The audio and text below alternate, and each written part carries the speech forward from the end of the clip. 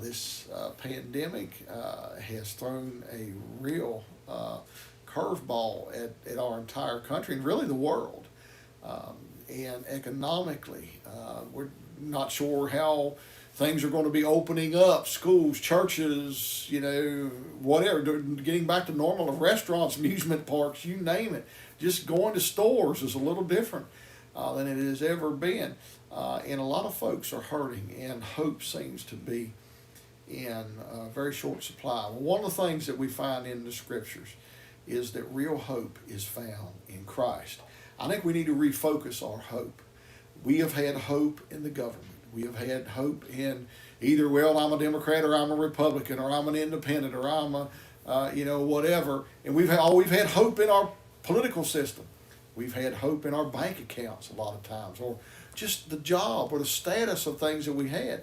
That stuff's not working very well now because, most folks have lost a lot, in retirement and other things through the financial markets, and many folks are hurting right now. Just jobs are very scarce, and those of us that have a position in a job are very fortunate to have that.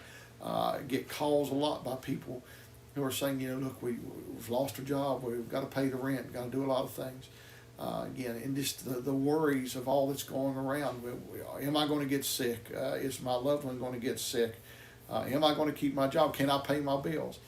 Hope is in short supply, but Jesus is all about hope. We need to refocus from all these things that we have placed our hope in and put our hope and focus back upon Christ, because that's where real hope begins.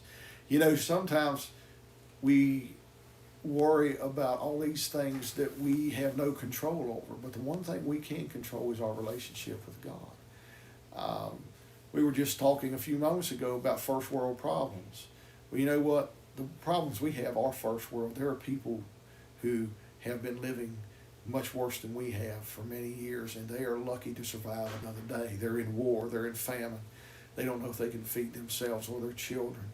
I've been to third world countries. It's sad.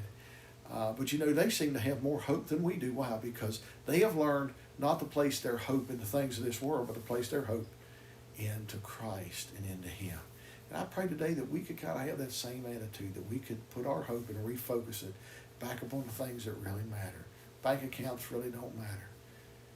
Money doesn't really matter. Houses and vehicles and jobs and things, yes, they do matter. All this does matter, but really in